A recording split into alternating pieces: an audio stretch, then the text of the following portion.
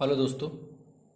आज हम साइंस के केमिस्ट्री में कुछ शब्द जैसे दोस्तों परमाणु, अणु और तत्व को परिभाषित करेंगे। दोस्तों इनके बारे में हम जानेंगे कि एक्चुअली में किसे परमाणु कहते हैं, अणु कहते हैं, तत्व कहते हैं।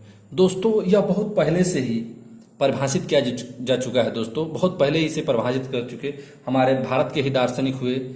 जैसे दार्शनिक से दोस्तों महर्षि कर्नाड थे और कपुथा कात्यायन थे। दोस्तों इन्होंने परमाणु को परिभाषित किया।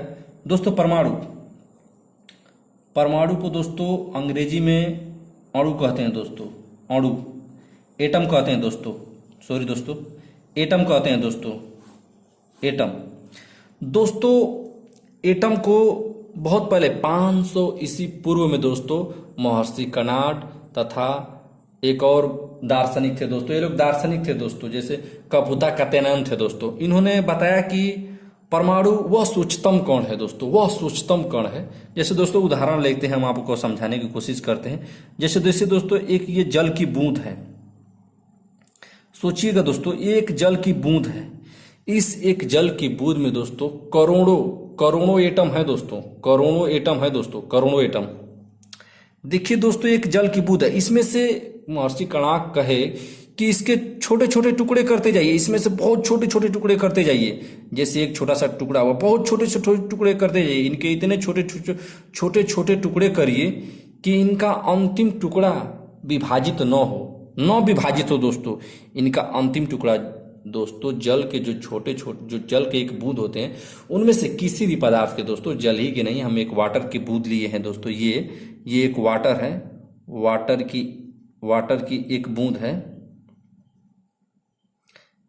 दोस्तों एक किसी की भी बूंद हो। दोस्तों किसी पदार्थ का भी एक छोटा सा कण ले लीजिए, उसका विभाजित करते जाइए। दोस्तों उसके विभाजित करते जाइए एकदम वह सूक्ष्मतम कण जिसे अब विभाजित नहीं किया जा सकता है। दोस्तों उसे हम परमाणु कहते हैं।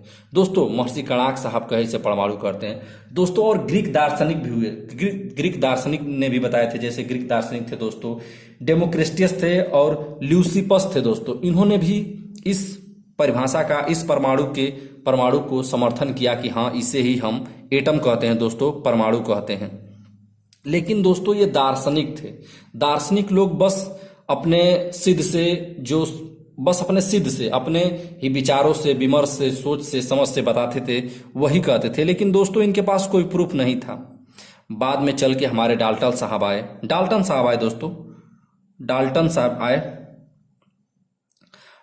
साहब ने ये बताया। दोस्तों इन्होंने सिद्ध किया और पाया और बताया दोस्तों कि हाँ इसे ही हम, इन्होंने सिद्ध किया कि हाँ वही सूक्ष्मतम कण है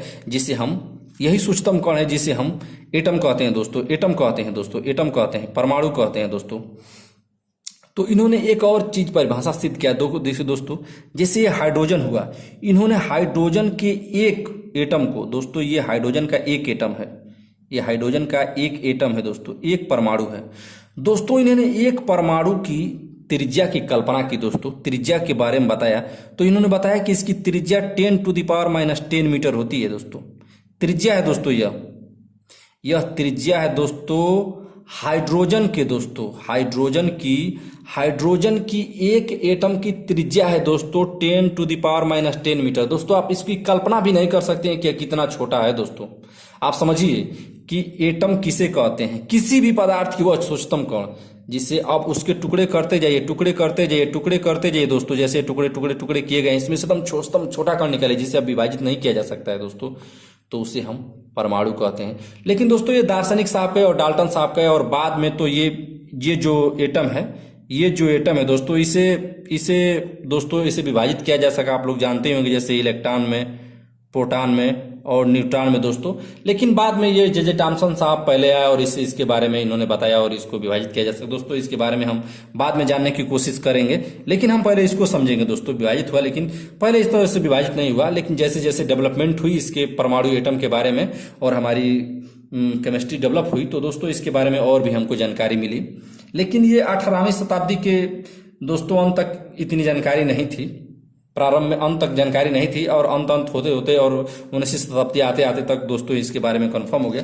दोस्तों अब अणु के बारे में समझते हैं। अणु देखिए दोस्तों, आप लोग धीरे धीरे कुछ समझते होंगे। अणु को मॉलिक्यूल कहते हैं दोस्तों, मॉलिक्यूल कहते हैं, अंग्रेजी में मॉलिक्यूल कहते हैं दोस्तों। अब मॉलिक्यूल को समझने की कोशिश करिए दोस्तों। मॉलिक्यूल दो या दो से अधिक परमाणु से मिलकर बने होते हैं। परमाणु से मिलकर, दो या दो से अधिक परमाणु से मिलकर बने होते हैं दोस्तों, दो या दो से अधिक परमाणु। अब इसे समझने की कोशिश करिए दोस्तों। ये परमाणु दोस्तों समान और असमान दोनों हो सकते हैं दोस्तों। ये समान हो सकते हैं और असमान दोनों हो सकते हैं दोस्तों, तथा असमान भी हो सकते हैं। अब ये समान और असमान का क्या मतलब है दोस्तों, आप समझिए दोस्तों। समान और असमान का क्या मतलब है? समान का मतलब दोस्तों वो है, जैसे आप समझ लिए कि एक हाइड्रोजन का ये दोस्तों एक हाइड्रोजन का टुकड़ा है दोस्तों। तो इसमें हाइड्रोजन के कण सोचिए कितने होंगे। इसमें सिर्फ हाइड्रोजन के कण होंगे दोस्तों, लाखों करोड़ों अरबों खरबों इसमें सिर्फ हाइड्रोजन के कण होंगे दोस्तों।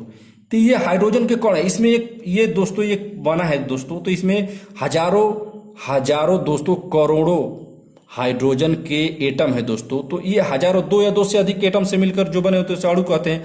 और असमान जैसे दोस्तों क्या कहते हैं, असमान में समझिए दोस्तों। असमान का मतलब ये हुआ दोस्तों कि इसमें हाइड्रोजन भी है दोस्तों, हाइड्रोजन भी है और ऑक्सीजन के भी कण है, ऑक्सीजन के भी मॉलिक्यूल है, मतलब एटम है दोस्तों, सॉरी दोस्तों, एटम है, परमाणु है दोस्तों। दोनों जैसे हाइड्रोजन के भी परमाणु है और ऑक्सीजन के भी परमाणु है, दोनों मिलकर परमाणु, दोनों एटम मिलकर दोस्तों जो अणु बनाते हैं दोस्तों, उसे हम असमान कहते हैं दोस्तों। ये असमान हो गए, दोनों अलग अलग हैं दोस्तों। तो ये दोनों असमान हो गए, लेकिन फिर भी ये जो मिलकर बनाएंगे दोस्तों इसे अणु कहते हैं। लेकिन तत्व किसे कहते हैं दोस्तों, आप समझिए दोस्तों, और ये क्लियर होगा। तत्व किसे कहते हैं दोस्तों, तत्व के बारे में समझिए दोस्तों। तत्व को अंग्रेजी में एलिमेंट कहते हैं दोस्तों, एलिमेंट, एलिमेंट कहते हैं। एलिमेंट दोस्तों देखिए, ये भी दो या दो से अधिक परमाणु से मिलकर बने होते हैं, दो या दो से अधिक परमाणु से मिलकर बने होते हैं दोस्तों, दो या दो से अधिक परमाणु से मिलकर बने होते हैं। लेकिन ये समान होते हैं दोस्तों, ये समान होते हैं। देखिए दोस्तों, आप आवर्त सारणी में हमेशा तत्व शब्द सुनते होंगे। क्यों तत्व सुनते हैं दोस्तों? क्योंकि ये हाइड्रोजन हो, हीलियम हो, लिथियम हो, बेरिलियम हो, कोई भी परमाणु हो। जैसे देखिए दोस्तों, यहाँ पर हम हीलियम ले रहे हैं दोस्तों, जैसे He हीलियम है, ये हीलियम है। तो दोस्तों इसमें हीलियम के मिलियंस ऑफ, करोड़ों ऑफ एटम है दोस्तों, एटम्स है। लेकिन सिर्फ हीलियम्स के ही हैं, समझिए दोस्तों, सिर्फ हीलियम के ही हैं, सिर्फ हीलियम के ही इसमें एटम है दोस्तों। तो सिर्फ हीलियम के ही एटम है, तो इसमें समान दोस्तों, इन समान का मतलब कि हीलियम के जो एक हीलियम के गुणधर्म होगा दोस्तों, एक हीलियम के एटम का जो गुणधर्म होगा वही प्रत्येक हीलियम के एटम का गुणधर्म होगा। जैसे ऑक्सीजन के एक एटम का जो गुणधर्म होगा वही दोस्तों अनेक, किसी भी हाइड्रोजन के एक एटम का गुणधर्म लेंगे तो वही होगा।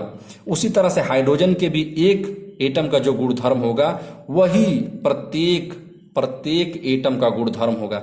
इसीलिए दोस्तों इनकी इसी को एलिमेंट कहते हैं दोस्तों। एलिमेंट इसीलिए आवर्त सारणी में एलिमेंट कहा जाता है। जो टुकड़े होते हैं अनेक, उसमें सिर्फ समान उसी के, जैसे ऑक्सीजन हुआ दोस्तों, मान लीजिए ऑक्सीजन हुआ, तो इसमें सिर्फ ऑक्सीजन के ही दोस्तों, जैसे ऑक्सीजन है, सिर्फ ऑक्सीजन के ही दोस्तों इसमें एटम है, इसमें सिर्फ ऑक्सीजन के एक एटम का जो एक एटम है दोस्तों, आप समझ सकते हैं एक एटम कितना छोटा होता है दोस्तों। जो एक एटम है दोस्तों, एक एटम के जो गुणधर्म होंगे वही ऑक्सीजन के प्रत्येक एटम के गुणधर्म होंगे दोस्तों, प्रत्येक एटम के गुणधर्म होंगे, प्रत्येक एटम के गुणधर्म होंगे दोस्तों। तो देखिए दोस्तों, एक शब्द और समझ लीजिए दोस्तों कि प्रत्येक एलिमेंट को आप अणु कह सकते हैं, प्रत्येक एलिमेंट को आप अणु कह सकते हैं, लेकिन प्रत्येक अणु को आप एलिमेंट नहीं कह सकते हैं। आप ये भी समझ लीजिए दोस्तों कि प्रत्येक एलिमेंट को, प्रत्येक तत्व को अणु कह सकते हैं, लेकिन प्रत्येक अणु को तत्व नहीं कह सकते हैं दोस्तों। आई होप कि दोस्तों ये वीडियो आप लोगों को पसंद आ रही होगी। धन्यवाद दोस्तों। आप लोग, हम चाहते हैं कि इस वीडियो को शेयर करें, कमेंट करें और दोस्तों लाइक करें। धन्यवाद दोस्तों।